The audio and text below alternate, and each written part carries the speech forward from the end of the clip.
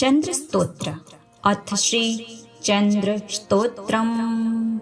ओम श्वेतांबरः श्वेतवपुः किरीटी श्वेतधुतिर्दण्डधरो द्विबाहुः चंद्रो मृतात्मा वरदः शशाङ्कः श्रेयांसि महं प्रददातु देवः दधीश कतुषाराभं क्षीरोदानर्वसम्भवम् नमामि शशिनं सोमं शम्भोर्मुकुटभूषणम् क्षीरसिन्धुसमुत्पन्नो रोहिणी सहितः प्रभु हरस्य मुकुटावास बालचन्द्र नमोऽस्तु ते सुधामया यत्कर्णाः पोषयन्त्योषधीवनं सर्वान्नरसंहेतुतं नमामि सिन्धुनन्दनम् राकेशं तारकेशं च रोहिणी प्रियसुन्दरं ध्यायता सर्वदोषघ्नं नमामिन्दुर्मुहुर्मुहुः। चन्द्रदेव कवचम्। अस्य श्रीचन्द्रकवचस्तोत्र महामन्त्रस्य गौतम ऋषिः अनुष्टुप् छन्दः श्रीचन्द्रो देवता चन्द्रः प्रीत्यर्थे जपे विनियोगः। ध्यानम् समं चतुर्भुजं वन्दे केयूरमुकुटोज्ज्वलं वासुदेवस्नयनं शङ्करस्य च भूषणम् एवं ध्यात्वा जपे नित्यं शशिनः कवचं शुभम्। अथ चन्द्र कवचम्। शशिः पातु शिरोदेशं फालं पातु कलानिधि चक्षुषि चन्द्रमाः पातु श्रुति पातु निशापतिः प्राणं कृपाकरः पातु मुखं कुमुदबान्धवः पातु कण्ठं च मे सोमः स्कन्धि जैवात्रिकस्तथा करो सुधाकरः पातु वक्षः पातु निशाकरः हृदयं पातु मे चन्द्रो नाभिं शङ्करभूषणः मध्यं पातु सुरश्रेष्ठः कटिं पातु सुधाकरः उरु तारापतिः पातु मृगाङ्को जानुनी सदा अब्धिजः पातु मे जङ्घे पातु पादो विधुः सदा सर्वाण्यन्यानि चाङ्गानि पातु चन्द्रोऽखिलं वपुः। फलश्रुति एतद्विकवचं दिव्यं भुक्तिमुक्तिप्रदायकं यः पठेत् शृणुयाद्वापि सर्वत्र विजयी भवेत्। श्वेतांबरः श्वेतवपुः किरीटी श्वेतधुतिर्दण्डधरो द्विबाहुः चन्द्रो मृतात्मा वरदः शशाङ्कः श्रेयांसि महं प्रददातु देवः दधीश कतुषाराभं क्षीरोदानर्वसम्भवम् नमामि शशिनं सोमं शम्भोर्मुकुटभूषणम् क्षीरसिन्धुसमुत्पन्नो रोहिणी सहितः प्रभु हरस्य मुकुटावास बालचन्द्र नमोऽस्तु ते सुधामया यत्कर्णाः पोषयन्त्योषधीवनं सर्वान्नरसंहेतुतं नमामि सिन्धुनन्दनम् राकेशं तारकेशं च रोहिणी प्रियसुन्दरं ध्यायता सर्वदोषघ्नं नमामिन्दुर्मुहुर्मुहुः। चन्द्रदेव कवचम्। अस्य श्रीचन्द्रकवचस्तोत्र महामन्त्रस्य गौतम ऋषिः अनुष्टुप् छन्दः श्रीचन्द्रो देवता चन्द्रः प्रीत्यर्थे जपे विनियोगः। ध्यानम् समं चतुर्भुजं वन्दे केयूरमुकुटोज्ज्वलं वासुदेवस्नयनं शङ्करस्य च भूषणम् एवं ध्यात्वा जपे नित्यं शशिनः कवचं शुभम्। अथ चन्द्र कवचम्। शशिः पातु शिरोदेशं फालं पातु कलानिधि चक्षुषि चन्द्रमाः पातु श्रुति पातु निशापतिः प्राणं कृपाकरः पातु मुखं कुमुदबान्धवः पातु कण्ठं च मे सोमः स्कन्धि जैवात्रिकस्तथा करो सुधाकरः पातु वक्षः पातु निशाकरः हृदयं पातु मे चन्द्रो नाभिं शङ्करभूषणः मध्यं पातु सुरश्रेष्ठः कटिं पातु सुधाकरः उरु तारापतिः पातु मृगाङ्को जानुनी सदा अब्धिजः पातु मे जङ्घे पातु पादो विधुः सदा सर्वाण्यन्यानि चाङ्गानि पातु चन्द्रोऽखिलं वपुः। फलश्रुति एतद्विकवचं दिव्यं भुक्तिमुक्तिप्रदायकं यः पठेत् शृणुयाद्वापि सर्वत्र विजयी भवेत्। श्वेताम्बरः श्वेतवपुः किरीटी श्वेतधुतिर्दण्डधरो द्विबाहुः चन्द्रो मृतात्मा वरदः शशाङ्कः श्रेयांसि महं प्रददातु देवः। दधीशकतुषाराभं क्षीरोदानर्वसम्भवं नमामि शशिनं सोमं शम्भोर्मुकुटभूषणं। क्षीरसिन्धुसमुत्पन्नो रोहिणीसहितः प्रभु हरस्य मुकुटावास बालचन्द्र नमोऽस्तु ते। सुधामया यत्कर्णाः पोषयन्त्योषधीवनं सर्वान्नरसंहेतुतं नमामि सिन्धुनन्दनं। राकेशं तारकेशं च रोहिणीप्रियसुन्दरं ध्यायता सर्वदोषघ्नं नमामिन्दुर्मुहुर्मुहुः। चन्द्रदेव कवचम्। अस्य श्रीचन्द्रकवचस्तोत्र महामन्त्रस्य गौतम ऋषिः अनुष्टुप् छन्दः श्रीचन्द्रो देवता चन्द्रः प्रीत्यर्थे जपे विनियोगः। ध्यानं समं चतुर्भुजं वन्दे केयूरमुकुटोज्ज्वलं वासुदेवस्नयनं शङ्करस्य च भूषणम्। एवं ध्यात्वा जपे नित्यं शशिनः कवचं शुभम्। अथ चन्द्र कवचम्। शशिः पातु शिरोदेशं फालं पातु कलानिधि चक्षुषि चन्द्रमाः पातु श्रुति पातु निशापतिः। प्राणं कृपाकरः पातु मुखं कुमुदबान्धवः पातु कण्ठं च मे सोमः स्कन्धि जैवात्रिकस्तथा। करो सुधाकरः पातु वक्षः पातु निशाकरः हृदयं पातु मे चन्द्रो नाभिं शङ्करभूषणः। मध्यं पातु सुरश्रेष्ठः कटिं पातु सुधाकरः। उरु तारापतिः पातु मृगाङ्को जानुनी सदा। अब्धिजः पातु मे जङ्घे पातु पादो विधुः सदा। सर्वाण्यन्यानि चाङ्गानि पातु चन्द्रोऽखिलं वपुः। फलश्रुति एतद्विकवचं दिव्यं भुक्तिमुक्तिप्रदायकं यः पठेत् शृणुयाद्वापि सर्वत्र विजयी भवेत्। श्वेताम्बरः श्वेतवपुः किरीटी श्वेतधुतिर्दण्डधरो द्विबाहुः चन्द्रो मृतात्मा वरदः शशाङ्कः श्रेयांसि महं प्रददातु देवः। दधीशकतुषाराभं क्षीरोदानर्वसम्भवं नमामि शशिनं सोमं शम्भोर्मुकुटभूषणं। क्षीरसिन्धुसमुत्पन्नो रोहिणीसहितः प्रभु हरस्य मुकुटावास बालचन्द्र नमोऽस्तु ते।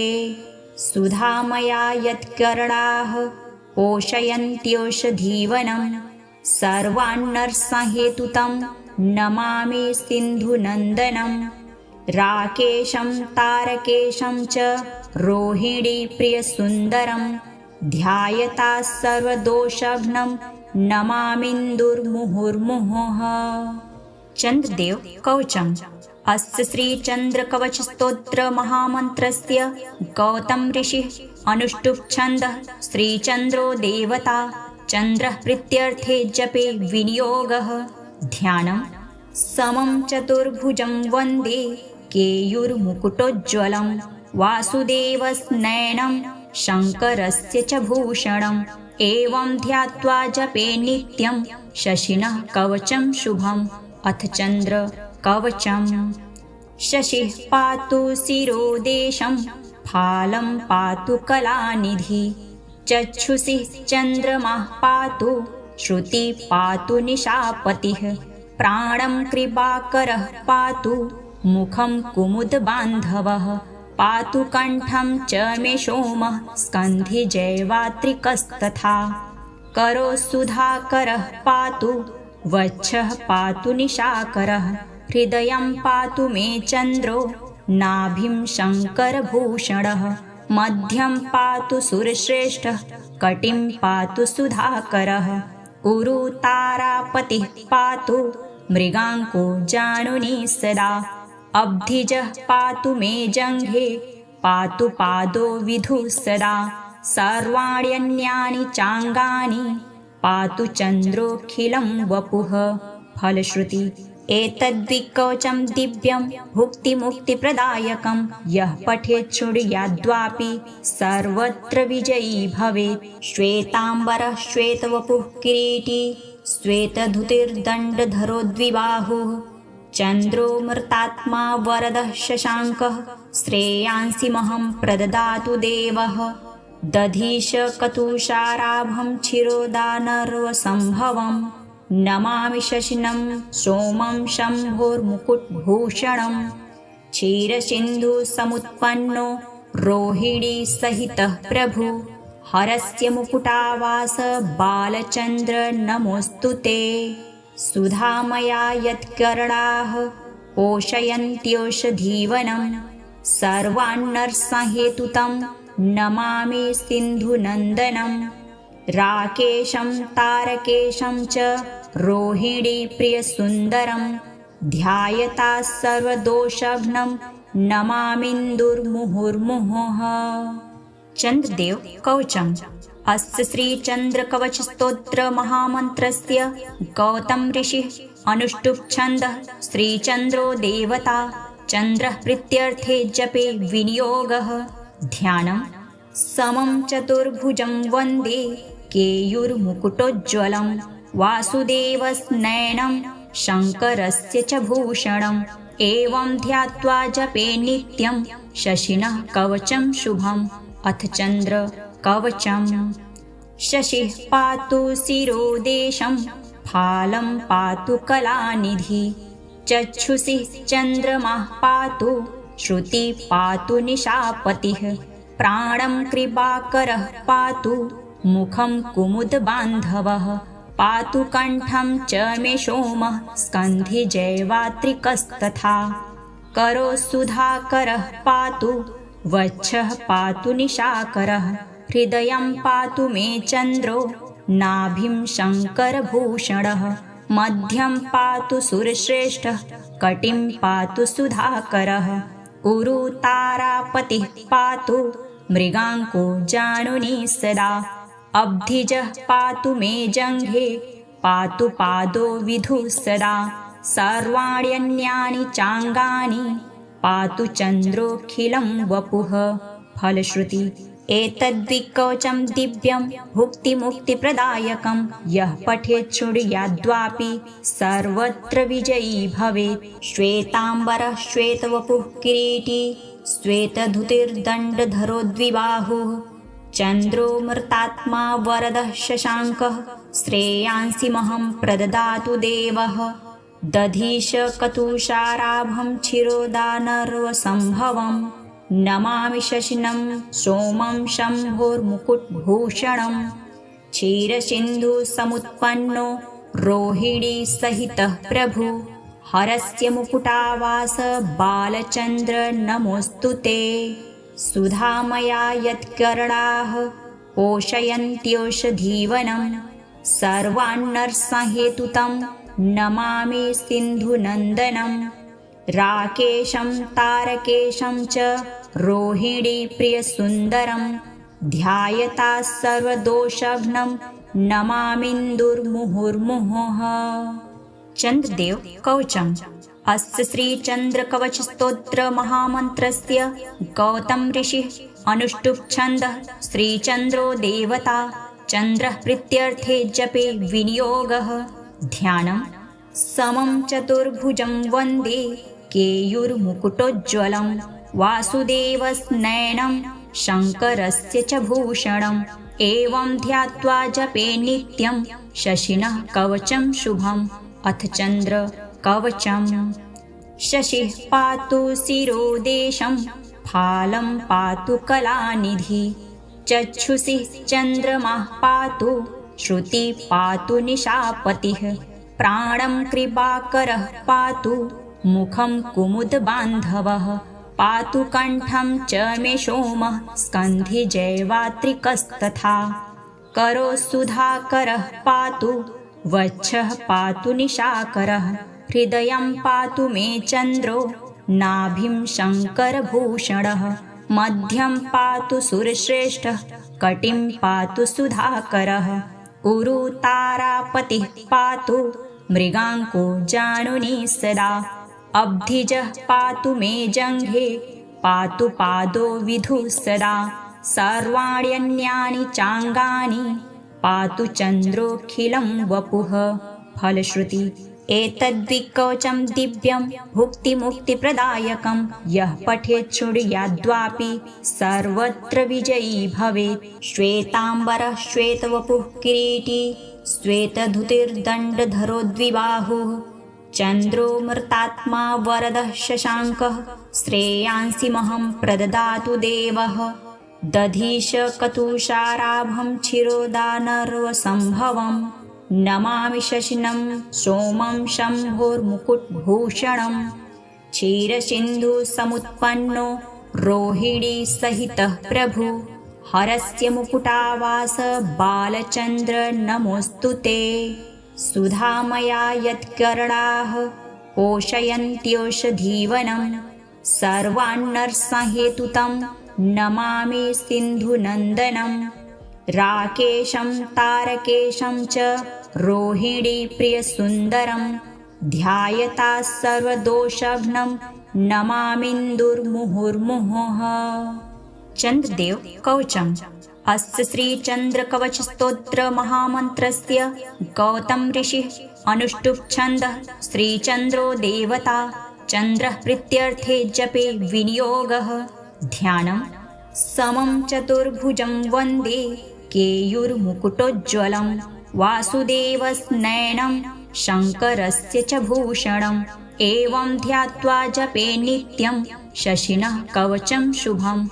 अथ चन्द्र कवचम् शशिः पातु शिरोदेशं फालं पातु कलानिधि चक्षुषि चन्द्रमाः पातु श्रुति पातु निशापतिः प्राणं कृपाकरः पातु मुखं कुमुदबान्धवः पातु कण्ठं च मे सोमः स्कन्धिजैवात्रिकस्तथा करो सुधाकरः पातु वक्षः पातु निशाकरः हृदयं पातु मे चन्द्रो नाभिं शङ्करभूषणः मध्यं पातु सुरश्रेष्ठः कटिं पातु सुधाकरः उरु तारापतिः पातु मृगाङ्को जानुनी सदा अब्धिजः पातु मे जङ्घे पातु पादो विधुः सदा सर्वाण्यन्यानि चाङ्गानि पातु चन्द्रोऽखिलं वपुः।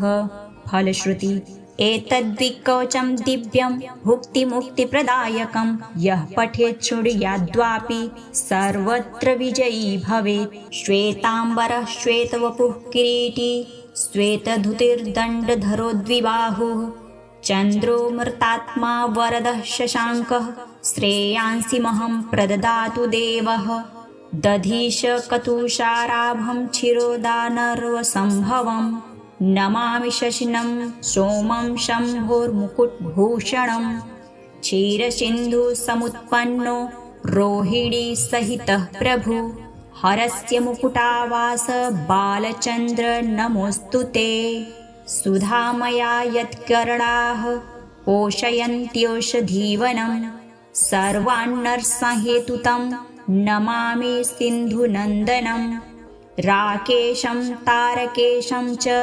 रोहिणीप्रियसुन्दरं ध्यायता सर्वदोषघ्नं नमामिन्दुर्मुहुर्मुहुः। चन्द्रदेव कवचम् अस्य श्रीचन्द्रकवचस्तोत्र महामन्त्रस्य गौतम ऋषिः अनुष्टुप् छन्दः श्रीचन्द्रो देवता चन्द्रः प्रीत्यर्थे जपे विनियोगः। ध्यानं समं चतुर्भुजं वन्दे केयूर्मुकुटोज्ज्वलं वासुदेवस्नयनं शङ्करस्य च भूषणम् एवं ध्यात्वा जपे नित्यं शशिनः कवचं शुभम्। अथ चन्द्र कवचम् शशिः पातु शिरोदेशं फालं पातु कलानिधि चक्षुषि चन्द्रमाः पातु श्रुति पातु निशापतिः प्राणं कृपाकरः पातु मुखं कुमुदबान्धवः पातु कण्ठं च मे सोमः स्कन्धि जैवात्रिकस्तथा करो सुधाकरः पातु वक्षः पातु निशाकरः हृदयं पातु मे चन्द्रो नाभिं शङ्करभूषणः मध्यं पातु सुरश्रेष्ठः कटिं पातु सुधाकरः उरु तारापतिः पातु मृगाङ्को जानुनी सदा अब्धिजः पातु मे जङ्घे पातु पादो विधुः सदा सर्वाण्यन्यानि चाङ्गानि पातु चन्द्रोऽखिलं वपुः फलश्रुति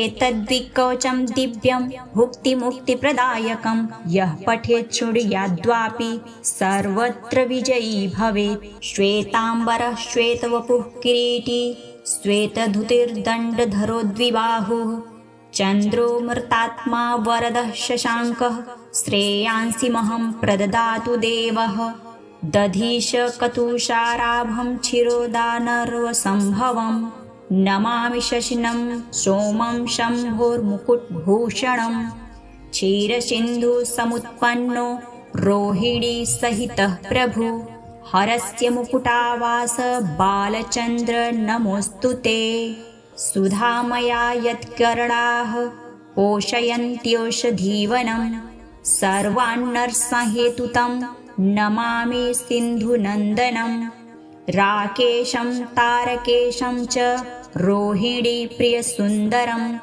ध्यायता सर्वदोषघ्नं नमामिन्दुर्मुहुर्मुहुः चन्द्रदेव कवचम् अस्य श्रीचन्द्रकवचस्तोत्रमहामन्त्रस्य गौतम ऋषिः अनुष्टुप् छन्दः श्रीचन्द्रो देवता चन्द्रः प्रीत्यर्थे जपे विनियोगः ध्यानं समं चतुर्भुजं वन्दे केयूर्मुकुटोज्ज्वलं वासुदेवस्नयनं शङ्करस्य च भूषणम् एवं ध्यात्वा जपे नित्यं शशिनः कवचं शुभम् अथ चन्द्र कवचम् शशिः पातु शिरोदेशं फालं पातु कलानिधि चक्षुषि चन्द्रमाः पातु श्रुति पातु निशापतिः प्राणं कृपाकरः पातु मुखं कुमुदबान्धवः पातु कण्ठं च मे सोमः स्कन्धि जैवात्रिकस्तथा करो सुधाकरः पातु वक्षः पातु निशाकरः हृदयं पातु मे चन्द्रो नाभिं शङ्करभूषणः मध्यं पातु सुरश्रेष्ठः कटिं पातु सुधाकरः उरु तारापतिः पातु मृगाङ्को जानुनी सदा अब्धिजः पातु मे जङ्घे पातु पादो विधुः सदा सर्वाण्यन्यानि चाङ्गानि पातु चन्द्रोऽखिलं वपुः फलश्रुति एतद्विकवचं दिव्यं भुक्तिमुक्तिप्रदायकं यः पठेत् शृणुयाद्वापि सर्वत्र विजयी भवेत् श्वेताम्बरः श्वेतवपुः किरीटी श्वेतधुतिर्दण्डधरो द्विबाहुः चन्द्रो मृतात्मा वरदः शशाङ्कः श्रेयांसि महं प्रददातु देवः दधीशकतुषाराभं क्षीरोदानर्वसम्भवम् नमामि शशिनं सोमं शम्भोर्मुकुटभूषणं क्षीरसिन्धुसमुत्पन्नो रोहिणीसहितः प्रभु हरस्य मुकुटावास बालचन्द्र नमोऽस्तु ते सुधामया यत्कर्णाः पोषयन्त्योषधीवनं सर्वान्नर्सहेतुतं नमामि सिन्धुनन्दनं राकेशं तारकेशं च रोहिणीप्रियसुन्दरं ध्यायता सर्वदोषघ्नं नमामिन्दुर्मुहुर्मुहुः चन्द्रदेव कवचम् अस्य श्रीचन्द्रकवचस्तोत्रमहामन्त्रस्य गौतम ऋषिः अनुष्टुप् छन्दः श्रीचन्द्रो देवता चन्द्रः प्रीत्यर्थे जपे विनियोगः ध्यानं समं चतुर्भुजं वन्दे केयूर्मुकुटोज्ज्वलं वासुदेवस्नयनं शङ्करस्य च भूषणम् एवं ध्यात्वा जपे नित्यं शशिनः कवचं शुभम् अथ चन्द्र कवचम् शशिः पातु शिरोदेशं फालं पातु कलानिधि चक्षुषि चन्द्रमाः पातु श्रुति पातु निशापतिः प्राणं कृपाकरः पातु मुखं कुमुदबान्धवः पातु कण्ठं च मे सोमः स्कन्धि जैवात्रिकस्तथा करो सुधाकरः पातु वक्षः पातु निशाकरः हृदयं पातु मे चन्द्रो नाभिं शङ्करभूषणः मध्यं पातु सुरश्रेष्ठः कटिं पातु सुधाकरः उरु तारापतिः पातु मृगाङ्को जानुनी सदा अब्धिजः पातु मे जङ्घे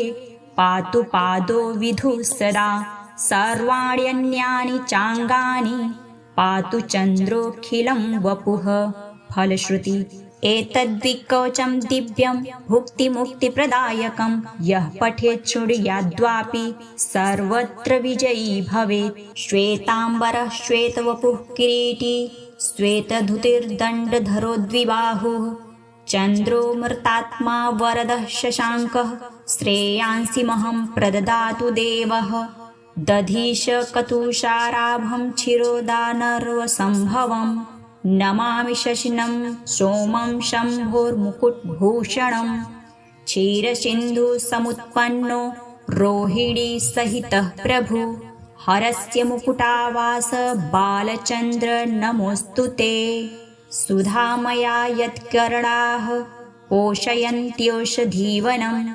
सर्वान्नरसंहेतुतं नमामि सिन्धुनन्दनम् राकेशं तारकेशं च रोहिणीप्रियसुन्दरं ध्यायता सर्वदोषघ्नं नमामिन्दुर्मुहुर्मुहुः चन्द्रदेव कवचम् अस्य श्रीचन्द्रकवचस्तोत्र महामन्त्रस्य गौतम ऋषिः अनुष्टुप् छन्दः श्रीचन्द्रो देवता चन्द्रः प्रीत्यर्थे जपे विनियोगः ध्यानं समं चतुर्भुजं वन्दे केयूर्मुकुटोज्ज्वलं वासुदेवस्नयनं शङ्करस्य च भूषणम् एवं ध्यात्वा जपे नित्यं शशिनः कवचं शुभम् अथ चन्द्र कवचम् शशिः पातु शिरोदेशं फालं पातु कलानिधि चक्षुषि चन्द्रमाः पातु श्रुति पातु निशापतिः प्राणं कृपाकरः पातु मुखं कुमुदबान्धवः पातु कण्ठं च मे सोमः स्कन्धि जैवात्रिकस्तथा करो सुधाकरः पातु वक्षः पातु निशाकरः हृदयं पातु मे चन्द्रो नाभिं शङ्करभूषणः मध्यं पातु सुरश्रेष्ठः कटिं पातु सुधाकरः उरु तारापतिः पातु मृगाङ्को जानुनी सदा अब्धिजः पातु मे जङ्घे पातु पादो विधुः सदा सर्वाण्यन्यानि चाङ्गानि पातु चन्द्रोऽखिलं वपुः फलश्रुति एतद्विकवचं दिव्यं भुक्तिमुक्तिप्रदायकं यः पठेत् शृणुयाद्वापि सर्वत्र विजयी भवेत् इति चन्द्र कवचं सम्पूर्णम्।